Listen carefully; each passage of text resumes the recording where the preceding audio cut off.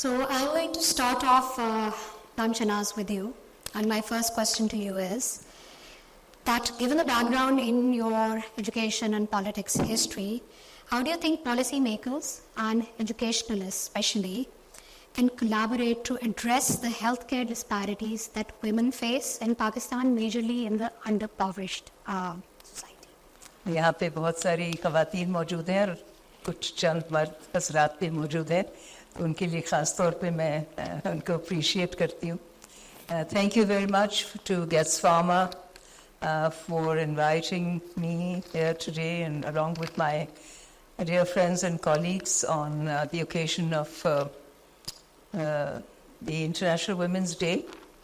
वैसे तो बैनुल-अक़वामी ख़वातीन का दिन तो 8 मार्च को होता है, लेकिन मैं समझती हूँ हर दिन जो है ना, उसमें औरत के लिए हमें औरत को सेलिब्रेट करने की हमें ज़रूरत है और उनको पहचानने की, और उनकी जो ना सिर्फ उनकी जो शख्सियत है, लेकिन वो काम करती हैं, लेकिन उनका किरदार जो है अपने माशरे में, कौमी धारे में और हर लिहाज से उसको बिल्कुल मैं खराज तहसीन पेश करना चाहती हूँ. About education. Education statistics of Pakistan are very poor. Everybody knows it. Public sector है, private sector, madrasa system, ये अहम 3 streams हैं education की पाकिस्तान में, और बहुत बड़ी तादाद में बच्चे 23.6 मिलियन बच्चे जो हैं वो स्कूल जाते ही नहीं हैं. So policy issues जो आपने raise किए, and then of course there are issues about the quality of learning, curriculum, textbooks, teacher training, management, the condition of schools, the supervision, and many other related issues. So what is the role of the policymakers, and why is it that policymakers are not paying attention to these very fundamental area like education, because that is the backbone of the country? देखिए, जो policy maker है ना, वो कहाँ से आते हैं? वो आते हैं मुंतखब नुमाइंदे, वो आते हैं अवाम से, या कि आना चाहिए अवाम से, और वो अवाम वोट लेकर आते हैं, और बहुत बड़ी तादाद में वो नुमाइंदे ऐसे हमारे ऐवानों में बैठे हुए हैं जो कि यकीनन अपने इलाकों में, अपने हलकों में लोगों के साथ मिलते हैं, जाते हैं, निकलते हैं और देखते हैं कि हालात क्या हैं. लेकिन जब वो ऐवानों में पहुंचते हैं तो उनका जो रोल होता है, ज़्यादातर जिनका हमारा ख्याल होता है कि आप MNA हैं, आप MP हैं, आप पॉलिसीज़ बना रहे हैं, सब पॉलिसीज़ नहीं बनाते. एक तो ये बात है, उनको मालूम है कि उनके इलाके में, उनके हलके में स्कूल की क्या कंडीशन है, टीचर्स की क्या कंडीशन है, बहुत सारी प्रॉब्लम्स हैं, बहुत सारी मुश्किलात हैं, फंड्स नहीं पहुंचते, टीचर्स मौजूद नहीं होती, किताबें सही तरीके से नहीं मिलती. लेकिन जब वो ऐवानों में पहुंचते, वो सारे पॉलिसी मेकर्स नहीं होते. एक तो मैं समझती हूँ ये एक बहुत बड़ा एक इश्यू है पाकिस्तान में अभी भी रेस करने के लिए. वो कानून साजी कर सकते हैं. अब किस हद तक कानून साजी हो सकती है? हर चीज़ पर तो कानून साजी नहीं हो सकती. तो पॉलिसी मेकर सिर्फ वो होता है जो आखिरकार जाके कैबिनेट में उसकी नुमाइंदगी होती है, या उसको कैबिनेट की पोजीशन मिलती है. वहाँ पे जो लोग बैठते हैं, उनकी अर्जेंट अटेंशन जो होती है वो इमीडिएट इश्यूज पर होती है. I am talking, giving you a larger picture. वैसे जो अगर हम एजुकेशन सेक्टर पे बात करने के आए तो बहुत सारी डिटेल्स में भी जा सकते हैं. द लार्जर पिक्चर इज, क्योंकि ये सवाल बहुत अहम है कि क्यों पॉलिसी मेकर्स जब कैबिनेट में बैठते हैं, why are they not worried about education, especially girl education? Girls' education, we have some of the worst statistics in the world. So why are they not worried? So when they come into cabinet and into decision-making positions, their attention is usually on immediate issues. And immediate issues, unfortunately, do not often include education. They include water, sanitation, or roads. Not that those are much better, but they somehow feel that if they take up education, whatever effort is made in education, the result will come much later. आज अगर तालीम के निज़ाम में कोई भी इस्लाहात हो, उसका नतीजा 6 महीने में नहीं मिलता, 2 साल में भी नहीं मिलता, अगली इलेक्शन तक भी नहीं मिलता. तो इम्प्रूवमेंट इन एजुकेशन सिस्टम या तवज्जो एजुकेशन के तालीमी निज़ाम की तरफ दिलाने के लिए जो पॉलिसी मेकर है वो समझता है कि इसमें मेरी इतनी तवज्जो लग भी जाएगी लेकिन आखिरकार इससे मुझे कोई इतना खास फायदा नहीं होगा. सो I think that there is a real contradiction here in our own system. In other countries, they have managed to overcome it by devolving the whole system of decision making to the district level. So I'll just stop at that. That federal decision making is a big disconnect. Provincial decision making is much better, and district decision making is the best. And that's what we should push for, not some big policy maker sitting in Islamabad. So I'm going to come to you, Armenas. So you've been working as a feminist and an activist for, I think, since the 1960s? First, I was a journalist, but since 95, I'm in development sector. You're in this sector. So I wanted to ask you that based on your so many years of experience working for women, what are the different kinds of challenges that you feel women in our society encounter when they seek healthcare, first of all, and when they seek especially any nutrition care? I think our social attitudes are the main problems, because education and health are the basic requirements that citizens, not only women but men also should get those facilities. लेकिन हमारे यहाँ मतलब इन चीज़ों को अगर आप देखेंगे जो प्राइवेटाइज्ड हैं तो वो एक लग्जरी बन गई, यानी if you can afford only then you can get those facilities. तो हम ये समझते हैं एज एक्टिविस्ट कि जो हेल्थ की फैसिलिटीज़ हैं और जो एजुकेशन की फैसिलिटीज़ हैं वो हर शहरी का हक है, हर शहरी को मिलना चाहिए. और जैसे मैडम शहनाज ने कहा कि डिस्ट्रिक्ट लेवल पे यानी लोकल गवर्नमेंट के लेवल पे ये सारी सहूलतें जो हैं वो सिटीजन्स को उनके डोर स्टेप जो हम कहते हैं वहाँ मिलनी चाहिए.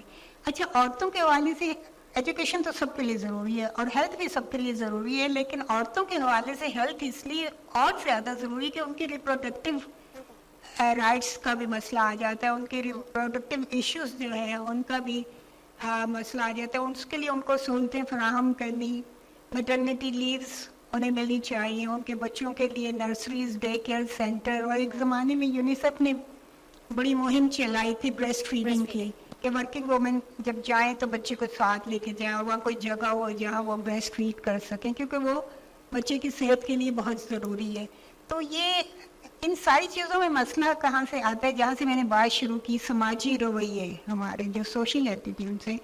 तो मैं समझती हूँ कि अब ये लोग जैसे ये एजुकेशन में काम करें या हेल्थ में काम करें, हमें इनको बहुत सपोर्ट करना चाहिए, लेकिन उसके साथ साथ हमें ये सोशल एटीट्यूड्स को बदलना बहुत ज़रूरी है.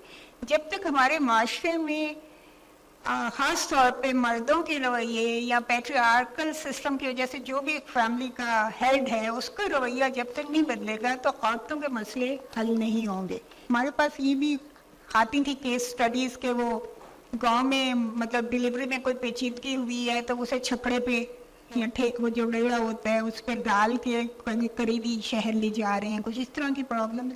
तो अब थोड़ी सी सूरत हाल बेहतर हुई है, लेकिन अभी भी ये है कि जो हमारे रूरल एरियाज हैं वहाँ डॉक्टर्स जहाँ उन्हें होना चाहिए, जहाँ उनका अपॉइंटमेंट है वहाँ वो होते नहीं. और उसमें ज़ाहिर है कि हमारा इंफ्रास्ट्रक्चर अभी तक बना नहीं है उस तरह से कि हर कोई चाहता है कि मुझे बड़े शहर में जॉब मिल जाए और मैं बस वही काम करूं. तो इसकी वजह से हमारे रूरल एरियाज़ में ख़ास तौर पे औरतों को बड़े इश्यूज आते हैं. उसमें एक और पॉजिटिव चीज़ जो सामने आई है वो लेडी हेल्थ वर्कर्स का किरदार.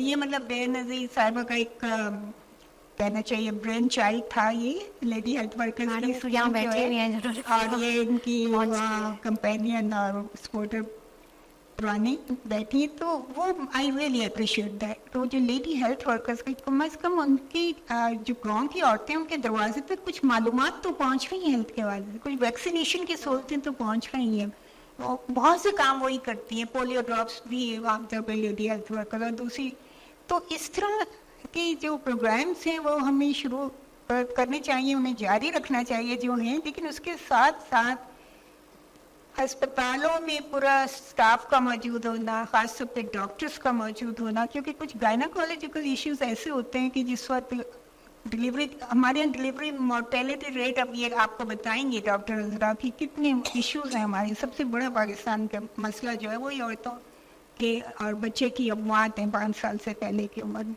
तो ये सब चीज़ें जब भी मतलब इनको हम हल कर सकते हैं जबकि हम देहातों में अपने ये सारी सहूलतें पहुँचाएँ, वहाँ ट्रेंड गायनाकोलॉजिस्ट हों, जो अब हम कभी तो फिलहाल ये ख्वाब ही लगता है कि ऐसा कभी होगा, लेकिन we should try for that. Thank you so much. Doctor अजरा, आपके पास मैं आ रही हूँ कुछ क्वेश्चंस लेके, and I think this is your most favourite topic.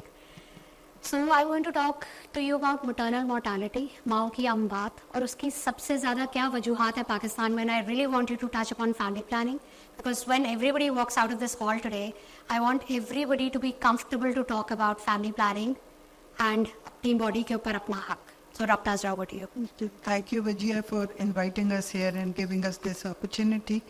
So, आपका जो टॉपिक ही है इंक्लूसिविटी, इंक्लूजन, सो ये हम सबको समझना बहुत ज़रूरी है कि हमारी तकरीबन आधी आबादी औरतों की है, और हम अपनी औरतों को घर में ज़्यादातर, हम लकी हैं कराची की लड़कियां कि हमें मौका मिलता है, हमारे घरों से इजाज़त है कि हम बाहर निकल सकते हैं। सो सबसे ज़्यादा शुक्रिया, ये यहाँ जितनी भी लड़कियां बैठी हैं, हमें अपने पेरेंट्स का शुक्रगुजार होना चाहिए कि हमें ये मौका दिया, क्योंकि हमारे बाकी मुल्क में ऐसा नहीं है, मेजॉरिटी मुल्क में ऐसा नहीं है। औरतों को मेन स्ट्रीम से बाहर रखा जाता है। वो 50% हैं अपनी आबादी की, बट पाकिस्तान उन बहुत कम मुल्कों में से है जहाँ 50% नहीं है औरतें। हालांकि जनरली लोग यहाँ भी सब बोलते हैं, और एक थोड़ी ये भी नॉलेज दे दूँ, अक्सर 4 शादियों की बात होती है तो मौलवी एक वजह ये भी देते हैं कि इतनी औरतें हैं, ज़्यादा हैं मर्दों से, तो हम अगर 4 शादियाँ नहीं करेंगे तो ये बेचारी औरतें कहाँ वैसे जाएंगी। 49-51 का रेशियो है, 1:4 का रेशियो नहीं है। 49% औरतें हैं और 51% मर्द हैं पाकिस्तान में। मुर्दे बोल रही मैं, सॉरी। 1:4 का नहीं है रेशियो। दिल के फुफुले निकल रहे। सो सब मर्दों के लिए ये पैगाम है कि आपके लिए, सबके लिए एक एक भी नहीं है। सो 4 तो बहुत दूर की बात है। सो आपकी किस्मत में कोई लड़की आ जाए तो उसको बहुत वैल्यू करें, उसको बहुत प्यार से रखें, उसकी कदर करें, ताकि वो आपके साथ जुड़ी रहे।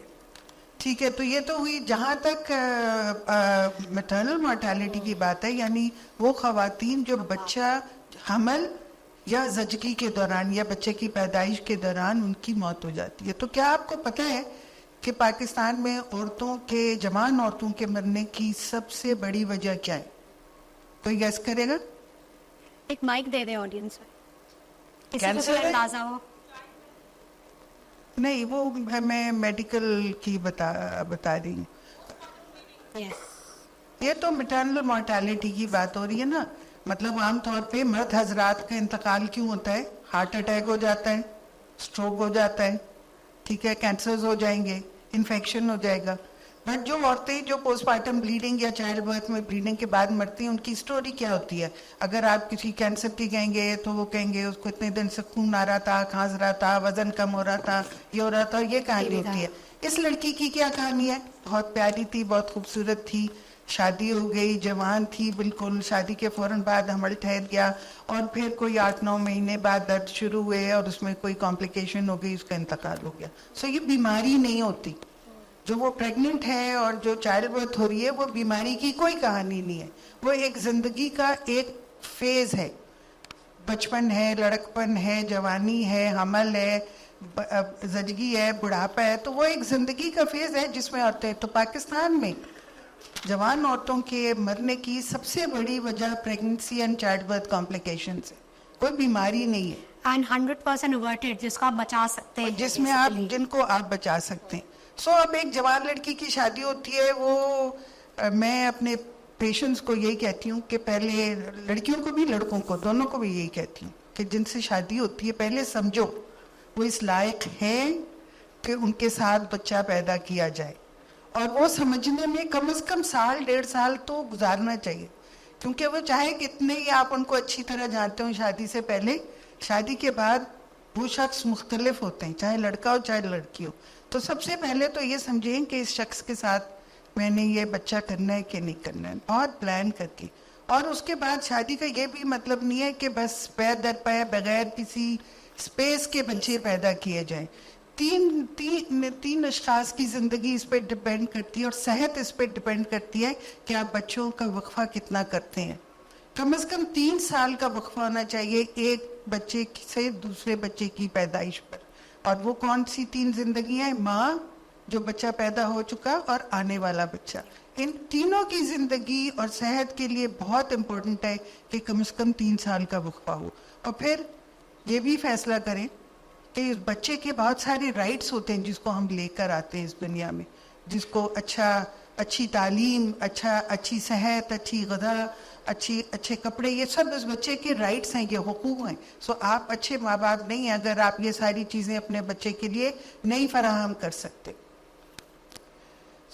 جو ہم نے یہ کیا, اور یہ فیملی پلاننگ کی بات کرنا, ایک دوسرے کو اچھی طرح سمجھنا, پھر بچہ پیدا کرنے کا فیصلہ کرنا. عام طور پہ یہی ہوتا ہے کہ جب بچے پیدا ہوتے ہیں عام طور پہ آپ کسی کام کا ارادہ کرتے ہیں تو وہ کام ہوتا ہے. بٹ جب بچہ پیدا ہوتا ہے اس کا ارادہ نہیں ہوتا. It is something else. آپ you are having good sex, I am sorry میں ڈاکٹر ہوں, میں کھل کے بات کروں گی. You are having good sex, نتیجہ بچہ پیدا ہو رہا ہے. یہ نہیں تھا ارادہ کہ بچہ ہو. 50% پاکستان کی unwanted pregnancies ہیں. 50%. That's a huge number. Unwanted children. ہر سال 22 لاکھ ابارشنز ہوتے ہیں پاکستان میں. ہر سال 22 لاکھ ابارشنز. یعنی لوگ جو ہیں وہ فیملی پلاننگ نہیں کرتے, جب حمل ٹھہر جاتا ہے جا کے بچے ضائع کروا لے. 22 لاکھ ابارشن, اور یہ 2013 کی شاید بات ہے, 13 کی بات ہے, ابھی 10 سال بعد دوبارہ ہو رہا ہے اب اسٹڈی. آئی ایم شیور اس سے کہیں زیادہ یہ نمبرز ہوں گے. عقل مند لوگوں کی طرح, سمجھدار لوگوں کی طرح اپنی زندگی کی باغ دور, جتنی لڑکیاں بیٹھی ہوئی ہیں ان سب سے ریکویسٹ کرتی ہوں اپنی زندگی کی باغ دور اپنے ہاتھ میں پکڑیں, کسی اور کو اپنے لیے فیصلہ نہیں کرنے دیں گے. اگر آپ کے بچے پلان کر کے ہوں گے اور آپ اپنی زندگی کے سارے کام کر سکیں گی, اپنا گھر بھی اچھا چلا سکیں گی, بچہ بھی اچھا پال سکیں گی, آپ کے ہاتھ میں اچھے وسائل بھی ہوں گے, گھر سے باہر کام کرنا چاہیں گی وہ بھی کر سکیں گی, بچوں کی بھی صحت اچھی رہے گی, آپ کی بھی صحت اچھی رہے گی, ہمارا معاشرہ صحت مند ہوگا, ہمارا ملک بھی صحت مند ہوگا. اور جب آپ کی لوگ نیوٹریشن کی بات کرتے ہیں, میں کہتی ہوں سب سے پہلے اگر آپ نے اپنا خاندان چھوٹا رکھا اور ان کو اسپیسنگ صحیح کی تو آپ کے پاس جتنے بھی کم وسائل ہوں گے پھر بھی آپ اپنی صحت مینیج کر لیں گی. لیکن اگر خاندان بڑا کر دیا تو پھر بہت مشکل ہو جائے گا. اور عورتوں کی جو مرنے کی وجوہات میں آپ کو بتا رہی ہوں اس میں 30% کمی صرف فیملی پلاننگ سے ہو جاتی ہے. یعنی 100 میں سے 30 عورتیں بچ جائیں گی اگر انہوں نے فیملی پلاننگ اپنائی ہوئی ہوگی. اگر ایک میسج بھی اس ہال سے آپ لوگ لے کے نکلیں, چاہے لڑکے ہوں چاہے لڑکیاں ہوں, کہ بہت انفارمیشن ہے. اور رجیہ میں بتانا چاہتی ہوں ہم نے ایک آن لائن کورس بھی بنایا ہے, اس کا نام ہے باخبر نوجوان. وہ آن لائن کورس ہے, اس پہ یہ ساری معلومات جو میں یہ باتیں کر رہی ہوں آپ سے اس آن لائن پلیٹ فارم پہ موجود ہیں. یہ پلیز ہم آپ کو بتا دیں گے, میں ڈاکٹر وجیہ کو بتا دوں گی, آپ اپنے لوکل سے بتائیں, آپ سب لوگ وہ کورس اٹینڈ کریں اور اپنے لیے اپنے کو باخبر بنائیں. Thank you. Madam Shahnaz, now it brings me to my next question. So let's shed a little light on financial independence and the economics of women empowerment when it comes to having your own independent finances. I know a lot of studies have been done in the past on this, and it's one of your favorite topics, so please go ahead. جی اس طرح ہے کہ دیکھیے آج اس hall میں جتنی خواتین موجود ہیں آپ سب کام کر رہی ہیں یہاں پہ, تو یہ ایک معاشی خود مختاری کے لحاظ سے ایک بہت اچھی بات ہے. ویسے بھی ہر لحاظ سے یہ اچھی بات ہے, میں سمجھتی ہوں. ورکنگ ویمن جو ہوتی ہیں ان کا بہت ہی ایک اہم کردار ہوتا ہے اپنے خاندان کے لیے, اپنی کمیونٹی میں, ملک میں اور قومی دھارے میں آنے کا ایک بہت اہم, آپ کو بھی فائدہ ہے, ملک کو بھی, معاشرے کو بھی, ہر لحاظ سے یہ بہترین عمل ہے. تو جو آپ نے بات کی اکنامک امپاورمنٹ سے کے بارے میں 3 چیزیں اس کے ساتھ جوڑنا چاہتی ہوں.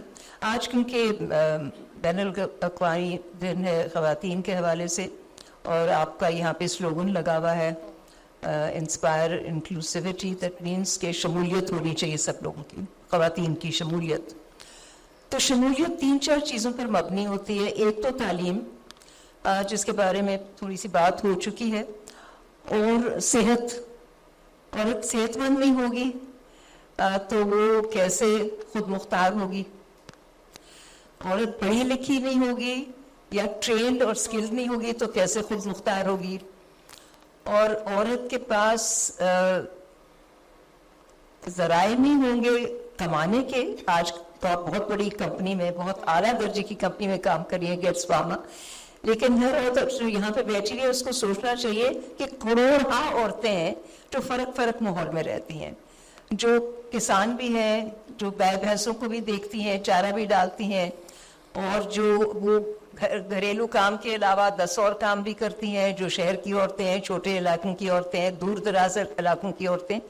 تو ان کو کس طرح خود مختاری دی جائے، معاشی خود مختاری. یہ بہت اہم ایک بہت میجر چیلنج ہے پاکستان میں. جو عورت کام کرتی ہے اس کا جو کام ہے وہ پاکستان کے اعداد و شمار میں شامل ہی نہیں کیا جاتا. ہم سب کی زندگیاں میرے خیال میں گزر چکی ہیں. اب بہت ساری چیزیں ہم نے ٹیک اپ کی ہے. ایک چیز جو ہے کہ put women's work in the statistics of workforce of Pakistan. خواتین کا جتنا کام ہے اس کو ریکگنائز کیا جائے، اس کو نیشنل ڈیٹا میں لے کر آیا جائے، اور اس کی اہمیت جو ہے اس کو اس کی اہمیت دی جائے. تو وہ نہیں ہوتا. آفیشیل فارمل ورک فورس جو ہے اس کو پہچان لیا جاتا ہے لیکن دوسروں کو نہیں. ان پیڈ کو تو دیکھا ان پیڈ تو بالکل ہی نہیں ہے. almost 80% of اتنا ان پیڈ Pakistan لیبر ہے. labor. جتنے مرد حضرات کام کرتے ہیں، دفتر جاتے ہیں، صبح اٹھتے ہیں تو ان کے لیے ناشتہ بھی تیار ہوتا ہے، اور بوٹ بھی پالش ہوتے ہیں، اور کپڑے بھی استری کر کے رکھے ہوتے ہیں، اور وہ گھر آتے ہیں اور پھر وہ بیٹھ جاتے ہیں کہ بہت ہی انہوں نے کاوش کی ہے، بہت محنت کی ہے، اور یقیناً کی ہوتی. لیکن جو بیوی ہوتی ہے یا ماں ہوتی ہے یا بہن ہوتی ہے وہ تو 24 گھنٹے کام کر رہی ہوتی ہے، گھر میں ہر ایک چیز تیار کرتی ہے، پھر جا کے ٹیچر بھی بنتی ہے، کہیں باہر بھی کام کرتی ہے، اور گھر کے بھی 50 کام کرتی ہے. So how do you recognize, کس طرح ہم پہچانے کہ جو خواتین ہیں معاشرے کی ان کی اکنامک کنٹریبیوشن کیا ہے. یہ بہت اہم سوال ہے پاکستان کے لیے، اور سارے لوگ جانتے ہیں کہ ان کی کنٹریبیوشن ہے، لیکن قومی سطح پر ان کو وہ اہمیت ابھی بھی میں سمجھتی ہوں نہیں دی جاتی. اگر آپ 1 منٹ کے لیے تصور کریں کہ اگر ساری پاکستان کی عورتیں جتنی بھی ہیں 49%، 49%، وہ کہیں آج ہم کام نہیں کرتے، ہم اسٹرائک پہ چلے جاتے ہیں، کر لیں ہم ہڑتال، آپ دیکھ لیجئے گا گھر میں کیا ہوگا، فیکٹریوں میں کیا ہوگا، اسکولوں میں، ہسپتالوں پہ. بہت سارے ایسے وہ شعبے ہیں پاکستان کے. If women were to want strike، تو عورتوں کا جو قومی مجموعی پیداوار کا حصہ ہے، GNP کا اور گروس نیشنل پروڈکٹ کے حوالے سے، this is a very very critical and very important contribution. اور اکنامک امپاورمنٹ عورتوں کے لیے کریڈٹ سسٹمز ہیں، کریڈٹ سکیمز وغیرہ ہیں، لیکن ابھی بھی بینکنگ سیکٹر کو بہت زیادہ کام کرنا چاہیے. کیوں جو عورت کام کرتی ہے اس کو کیوں نہیں لون مل سکتا جس طرح ایک مرد کو ملتا ہے؟ وہ اپنی بزنس کا کاروبار دکھا لیتا ہے اور قرضہ لے لیتا ہے اور کچھ نہ کچھ اپنی بزنس بڑھا لیتا ہے. یا گاڑی خریدنی ہو تو کہتا ہے کہ میری یہ تنخواہ ہے تو میں گاڑی خرید سکتا ہوں. عورت کے ہاتھ میں وہ ساری فارمل چیزیں نہیں ہوتی ہیں. So banking system has to be better. Government policies میں امپروو کرنی ہے، ہمیں ضرورت ہے وہ پالیسی فریم ورک بہتر ہونا چاہیے، لیکن access to credit is very important. خواتین کو یہ بہت ضروری ایک پورا نیٹ ورک پھیل جانا چاہیے پاکستان میں. ابھی بھی ہیں اور ایسی تنظیمیں، but women's work is critical in terms of economic empowerment. آپ نے بنگلہ دیش کے ماڈل کے بارے میں تو سنا ہوگا. بنگلہ دیش کہاں سے کہاں پہنچا ہوا ہے. بنگلہ دیش نے 3 کام کیے، صرف 3 کام کیے، 2 اہم کام کیے اور ایک تیسرا کام بھی کیا. بنگلہ دیش کی وزیر اعظم جو ہے وہ ابھی بھی خاتون ہے اور کافی عرصے سے وہاں پہ خاتون وزیر اعظم ہے. انہوں نے کہا کہ جو खानदानी मनसूबा बंदी है, family planning number 1 priority, Agreed. Number 1 priority. बच्चे आपने पैदा करने करें, 2 भी करें, 3 भी करें, लेकिन वक्फा करके करें. और उनकी पॉलिसी ज्यादा इससे भी ज्यादा क्लियर कट थी. और अहमियत भी फैमिली प्लानिंग को. नंबर 2 उन्होंने कहा खवातीन को बेशक उनकी मैट्रिक नहीं है, इंटरमीडिएट नहीं है, कॉलेज यूनिवर्सिटी नहीं है, लेकिन उनको कोई ना कोई हुनर सिखाएं ताकि वो फैक्ट्रियों में जाके काम करें. तो women in the work force, Skilled. जितनी खवातीन बांग्लादेश में हैं वो वर्क फोर्स में आ गई. और फिर उन्होंने इकोनॉमिक एम्पावरमेंट, माशी खुद मुख्तारी के लिए क्रेडिट सिस्टम्स किए. 3 काम उन्होंने किए हैं और उन्होंने लोगों की जिंदगी बदल दी है बांग्लादेश में. सो Pakistan must do that which is necessary, which is family planning, education, health of women and children and economic empowerment. ये 4 चीजें पाकिस्तान को करनी लाजम है, चाहे IMF 1 दफा आए, 50 दफा आए. जब तक हमारी ये 4 चीजों में इन्वेस्टमेंट नहीं होगी तो Pakistan can not develop into a prosperous, खुशहाल मुल्क नहीं बन सकता. तो ये बहुत अहमियत की बात है. और आज स्पेशली क्योंकि आप यहाँ पे मौजूद हैं, जब भी जहाँ पे भी आपको मौका मिले, औरत की खुद मुख्तारी, तालीम से और माँओं की सेहत की बात ज़रूर और फैमिली प्लानिंग की बात करनी चाहिए. Thank you. So, Mehnaz, one last question for you, because you've also worked as a reporter, you've also worked with media. इस वक्त टेलीविजन और एंटरटेनमेंट क्या रोल प्ले कर सकता है in inclusivity? And we're still stuck in that Saas Bahu loop. We're not getting out of it. So maybe that's the kind of messaging which is still getting out in the community. So आज जब इस वक्त हम gets पे बैठे हुए हैं, where most of the hall, like almost 80% is filled with working women, what is the kind of message that we want out in the community? कि ये inclusivity बढ़े, nutrition बेहतर हो, family planning औरत के हाथ पे आए. So over to you. Media का रोल बहुत बहुत इम्पोर्टेंट है. और औरत फाउंडेशन बहुत सालों से हम portrayal of women in media पे हम काम कर रहे हैं और एहतजाज भी कर रहे हैं कि औरत को एक बिकने वाली चीज़, कमोडिटी ना बनाया जाए, मतलब सेक्स ऑब्जेक्ट ना बनाया जाए. अक्सर इश्तिहार होते हैं जिसकी चीज़ें ऐसी होती हैं जो औरतें इस्तेमाल भी नहीं करती, लेकिन उन इश्तिहारों में भी औरतों को दिखाया जाता है. तो हमारा तो शुरू से इस पे एतराज़ रहा है. और जो ड्रामे जो कमर्शियल और एंटरटेनमेंट पर्पसेस के लिए होते हैं उसमें भी मतलब ये दिखाई को रोती धोती थप्पड़ खा के भी खामोश हो जाने वाली औरत को हीरोइन दिखाया जाता है. और जो एक बोल्ड लड़की है जो काम करती है, बात करती है, तो उसको एक तरह से बुरा समझा जाता है कि वो तो मतलब उससे घबराते हैं सब. हमारे माइंड में वो क्रिएट कर दिया जाता है अच्छी औरत बुरी औरत. अच्छी औरत बुरी औरत. तो मीडिया का मतलब आगाही फैलाने के लिए तो इतना जबरदस्त किरदार है अगर वो अपना किरदार उस तरह से अदा करें. जैसे अब इतने लॉज बन चुके हैं, प्रोग्रेसिव लॉज बन चुके हैं, लेकिन लोगों को आगाही नहीं है. तो मेरे ख्याल से मीडिया की जिम्मेदारी बनती है कि वो लोगों को बताए कि ये जैसे चाइल्ड मैरिज के खिलाफ कानून बन चुका है. आप 18 साल से कम उम्र की बच्ची की अगर सिंध में शादी करेंगे तो वो जुर्म है, उस पर कैद भी होगी और जुर्माना भी होगा. लेकिन अक्सर लोगों को पता नहीं होता. इसका हैरासमेंट एट वर्क प्लेस का लॉ जो है 2010 का बना हुआ है और उसके तहत हर जो वर्किंग जगह है उसमें कोड ऑफ जो कंडक्ट है वो लगा होना चाहिए कहीं जहाँ नज़र आए. लेकिन अक्सर अदारों में नहीं लगा होता. वहाँ एक इंक्वायरी कमेटी जो है वो मैनेजमेंट को बनानी चाहिए जहाँ आप जाके शिकायत कर सकें कि मेरे साथ हैरासमेंट हो रही. ये सब कानून का हिस्सा है. तो लेकिन नहीं होता. और उसमें ये भी है कि अगर आपको मतलब इंक्वायरी कमेटी ही में कोई ऐसे लोग हैं जिन जो असरअंदाज हो सकते हैं आपको इंसाफ देने में, तो फिर वो सेक्सुअल हैरासमेंट का ऑम्बड्समैन का भी ऑफिस है जो एक रिटायर्ड जज होता है उसका ऑम्बड्सपर्सन.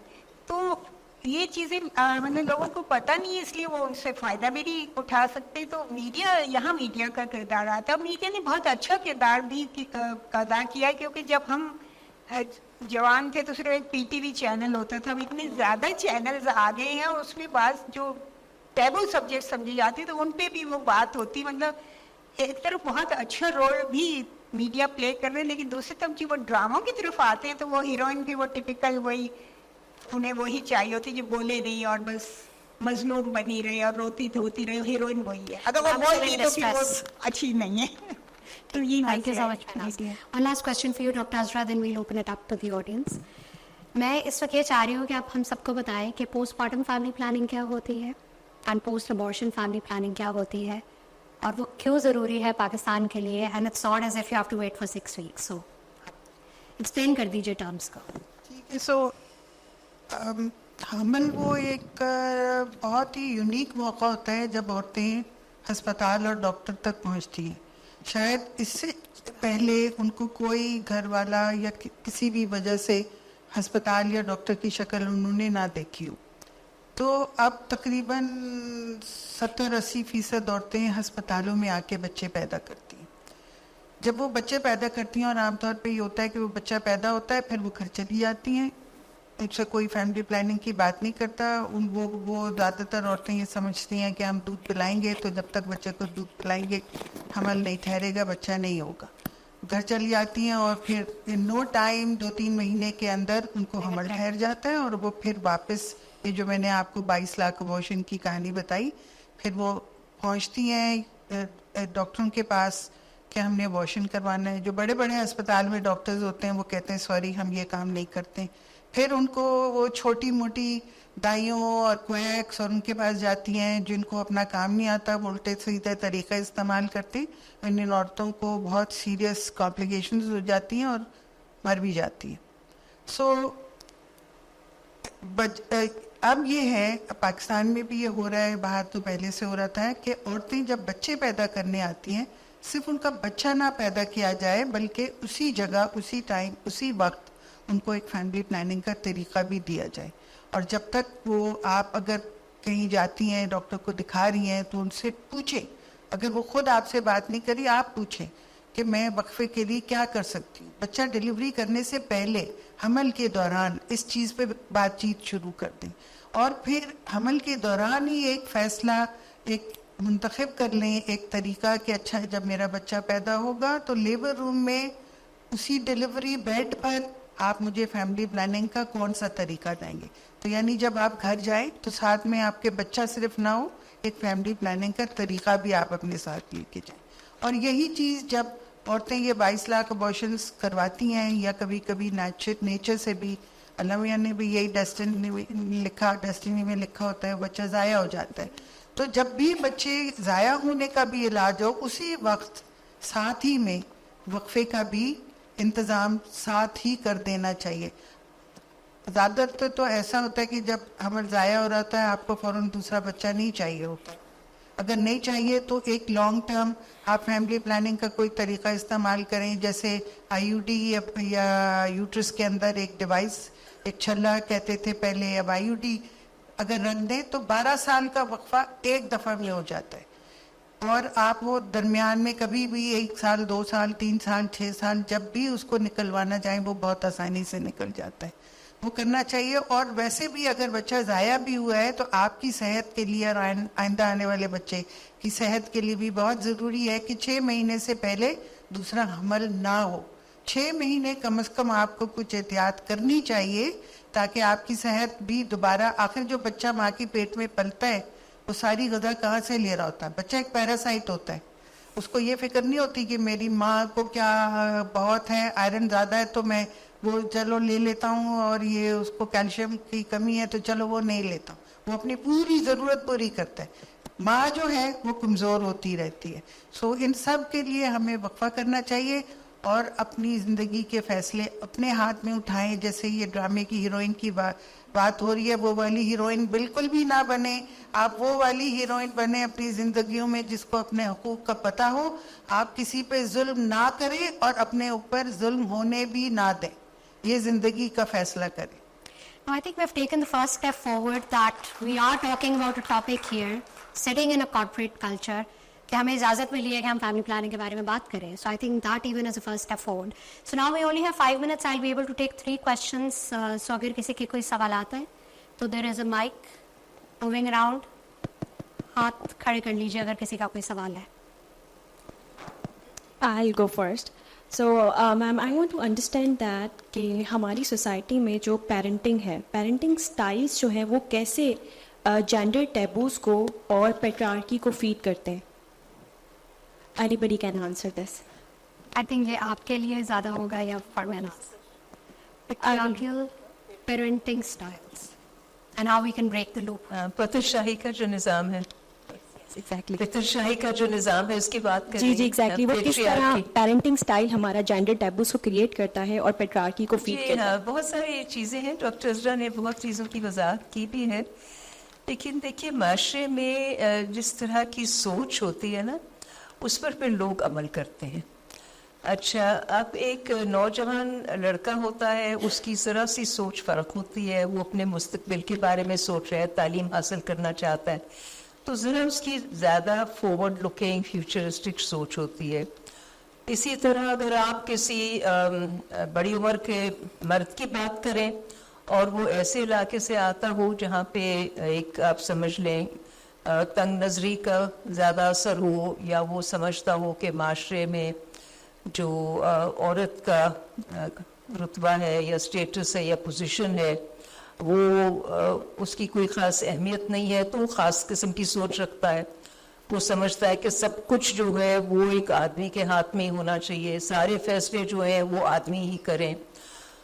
اور خواتین میں جو پڑھی لکھی خواتین ہوتی ہیں ان کی سوچ ذرا اور ہوتی ہے، اور جس عورت کو موقع نہیں ملتا کہ وہ تعلیم حاصل کر لے، اس کی یقیناً سوچ تو ہے کہ میں بھی چاہتی ہوں کہ میں صحت مند ہوں، میں تعلیم یافتہ ہوں، میرے خاندان خوشحال ہو، میرے بچے جو ہیں صحت مند ہو. اس کی سوچ یہ چاہتی ہے، اس کا دل یہ چاہتا ہے، جو نظام جو ہے وہ اس کو اجازت نہیں دیتا.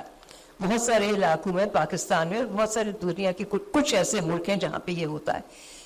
تو جو پتر شاہی کا نظام ہے، that means that the control of the resources is in the hands of the man. جو ملکیت ہے زمین کی وہ آدمی کے نام، جو گھر کی ملکیت ہے وہ آدمی کے نام، جو بینک اکاؤنٹ ہے وہ آدمی کے نام. زیادہ تر میں بات کر رہی ہوں، میں سلیکٹیو نہیں کہہ رہی کہ 10-15-20% عورتیں ہیں، یقیناً وہ پڑھی لکھی ہیں، ایجوکیٹڈ ہیں، وہ کام کرتی ہیں تو ان کے بھی بینک اکاؤنٹس ہیں، ان کی تنخواہیں وغیرہ اس میں آتی ہیں. لیکن میں اکثریت کی بات کر رہی ہوں جو کہ پاکستان کے دیہات میں ابھی بھی رہتے ہیں اور بہت دور دراز علاقوں میں رہتے ہیں. تو جب پورے جو ملکیت کا نظام ہے، اونرشپ کا نظام ہے پاکستان میں، وہ ایک مرد کے ہاتھ ہوتا ہے، تو مرد اگر تو بہت ہی ایک اچھی سوچ رکھے جس میں مساوات کی بات ہو، مساوات کی بات ہو کہ میری بیٹی ہے اور بیٹا ہے، دونوں کو میں نے یکساں تعلیم دینی ہے. شروع میں آپ نے میم شناز کہا تھا کہ پارلیمنٹرینس کی پرائرٹی نہیں ہوتی ہے education. In my personal opinion, education is a thing that can fix all the or most of the problems of our country. So ان کی attention اس طرف کیسے لائی جائے؟ I mean, you have been part of education sector, right? So how are we going to fix that thing? Because common people, probably most of them don't have that much power or presence to influence them. So like کیسے اس کو fix کیا جائے گا؟ دیکھیے اس طرح ہے کہ policy makers بہت ساری چیزوں پر انہوں نے توجہ دینی ہوتی ہے. ظاہر ہے جب وہ ایک ڈیسیژن میکنگ یا فیصلہ کن پوزیشنز پہ بیٹھے ہوتے ہیں تو ان کے سامنے بہت سارے مسئلے آتے ہیں.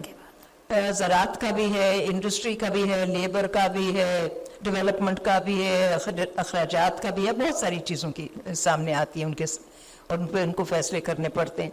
اب جو تعلیم کے فیصلے، میں یہ سمجھتی ہوں کہ تعلیم کی پالیسی کا ایشو نہیں ہے، حالانکہ میں کہہ چکی ہوں کہ پالیسی میکرز اس کو اتنی توجہ نہیں دیتے تعلیم کے نظام کو، لیکن ابھی ہمیں نئی پالیسیز کی ضرورت نہیں ہے. ہمارا جو نظام ہے نا وہاں پہ وہ اختیارات دینے کی ضرورت ہے تاکہ آپ تحصیل لیول تک، ڈسٹرکٹ لیول تک اختیارات دیں. جو کمیونٹیز ہیں، جو گاؤں ہیں، جو وہاں پہ کلیز، گوٹ، گاؤں، دیہات کے علاقوں میں آپ وہاں پہ لوکل کمیونٹیز کو اختیارات دیں کہ یہ فنڈز آپ کے ہیں، آپ کے ڈسٹرکٹ کے پاس پڑے ہوئے ہیں، آپ نے اسکول کو بہتر بنانا ہے، ٹیچرز کی تقرریاں کرنی ہیں، ان کی دیکھنا ہے کہ اسکول کیسے چل رہا ہے، آپ کے پاس یہ فنڈز ہونے چاہیے. سو میرا خیال میں it's not so much a policy issue in Pakistan, it is an implementation issue. زیادہ اس میں یہ ہے یہ پالیسی تو کہتی ہے شق نمبر 25A آئین میں شامل کی گئی ہے کئی سال پہلے, اور وہ یہ ایک ذمہ داری ڈالتی ہے حکومت پر کہ ہر بچے کو جو کہ 5 سال سے لے کے 16 سال کی عمر تک کا ہے اس کو تعلیم مہیا کرنا ریاست کی ذمہ داری ہے. یہ ہماری آئین کا حصہ ہے. اب آئین سے انحراف کوئی کرے اور اس کی خلاف ورزی کرے, وہ کھلم کھلا تو کوئی خلاف ورزی نہیں کرے گا. اگر آپ سب لوگ لے لیں پورے ملک کا ایک آپ ووٹ کاؤنٹ لے لیں تو سب کا ہاں جی ہر بچے کا حق ہے تعلیم کے لیے, لیکن کیسے دینی ہے, کیسے پہنچانی ہے, یہ اتنا زیادہ ڈیٹیل جو ہے نا یہ امپلیمنٹیشن کی ڈیٹیل ہے. اور یہ جب تک میرا ابھی بھی یہی یقین ہے, پہلے دن سے 40 سال مجھے ہو گئے یہ بات کرتے کرتے, کہ ڈسٹرکٹ لیول پر فیصلے کرنے کے اختیارات دیے جائیں, لوکل گورنمنٹ کو اختیارات دیے جائیں. پروونشل گورنمنٹ ضرور اپنا کردار ادا کرے لیکن لوکل گورنمنٹ کو دیے جائیں. Thank you, Madam Shahnaz. So we've been joined by Mr. Khalid Ahmed, who's a veteran Pakistani TV film theatre director, producer and actor. He's very kindly agreed here to come today and recite a poem for us from the works of Hamida Riaz Sahiba to celebrate women. So can you please come on the stage?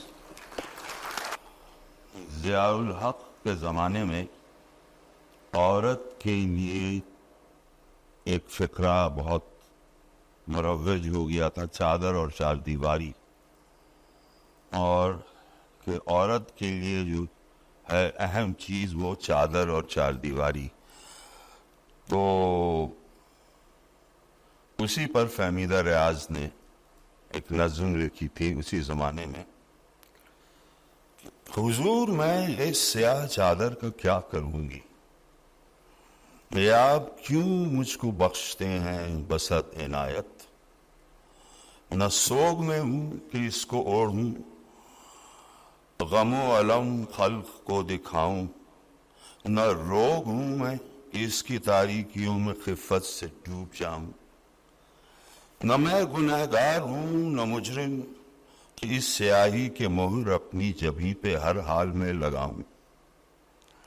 اگر نہ گستاخ مجھ کو سمجھیں, اگر میں جاں کی امان پاؤں, تو دست بستہ کروں گزارش کہ بندہ پرور حضور کے حجرہ معطر میں ایک لاشا پڑا ہوا ہے. نہ جانے کب کا گلا سڑا ہے, یہ آپ سے رحم چاہتا ہے. حضور اتنا کرم تو کیجئے, سیاہ چادر مجھے نہ دیجئے. سیاہ چادر سے اپنے حجرے کی بے کفن لاش ڈھانپ دیجئے, کہ اس سے پھوٹی ہے جو عفونت, وہ کوچے کوچے میں ہانپتی ہے, وہ سر پٹکتی ہے چوکھٹوں پر, برہنگی تن کی ڈھانپتی ہے. سنے ذرا دل خراش چیخیں بنا رہی ہیں عجب ہیولے, جو چادروں میں بھی ہے برہنہ. یہ کون ہے جانتے تو ہوں گے, حضور پہچانتے تو ہوں گے. یہ لونڈیاں ہیں کہ یرغمالی حلال شب بھر رہی ہیں, دمے صبح در بدر ہیں. حضور کے نطفہ مبارک کے نصف ورثے سے معتبر ہیں. یہ بیویاں ہیں کہ زوجگی کا خراج دینے قطار اندر قطار باری کی منتظر ہیں. یہ بچیاں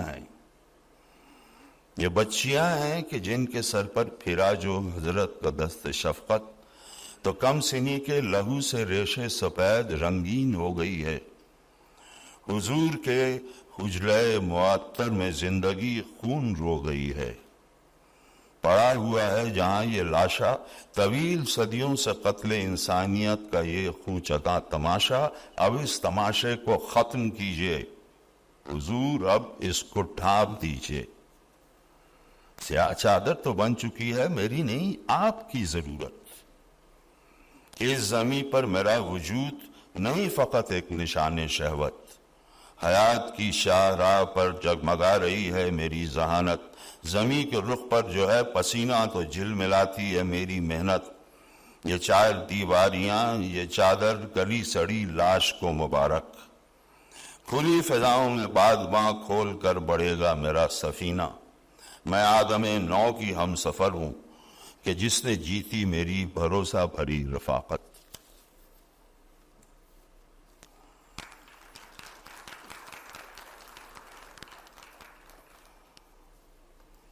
ایک اور نظم ہے, ایک لڑکی سے خطاب ہو رہا.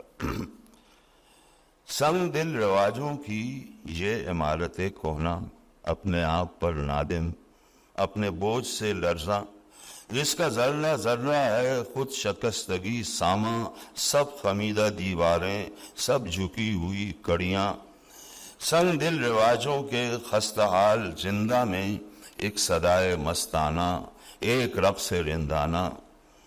یہ عمارت کوہنا ٹوٹ بھی تو سکتی ہے, یہ اسیر شہزادی چھوٹ بھی تو سکتی ہے. یہ اسیر شہزادی جبر و خوف کی دختر, واہموں کی پروردہ, مصلحت سے ہم بستر, زلف و یاس کی مادر, جب نجات پائے گی سانس لے گی درانہ. محو رقص رندانہ اپنی ذات پائے گی. تو ہے وہ زن زندہ جس کا شعلہ شعلہ ہے, جس کی روح آہن ہے, جس کا نطق گویا ہے. بازوؤں میں قوت ہے, انگلیوں میں سنائی, ولولوں میں بے باکی, لذتوں کی شیدائی. عشق آشنا عورت, وصل آشنا عورت, مادر خداوندی, آدمی کی محبوبہ.